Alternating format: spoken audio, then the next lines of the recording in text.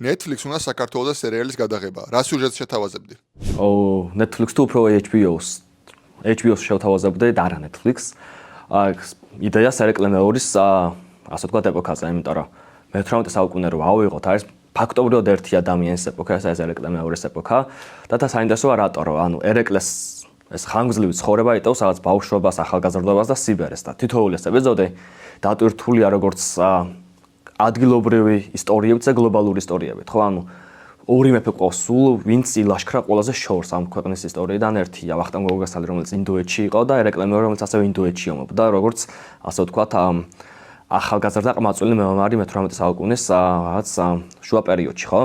და ამას გარდა ჩვენ არ ვიცით ქართველი მეფეების ეს პირადი ამბები, მათი ურთიერთობა შვილებთან, მათი ურთიერთობა თანამებრძოლებთან და ასე შემდეგ, მათი ურთიერთობა მეცნიერებთან, ხო, თუნდაც.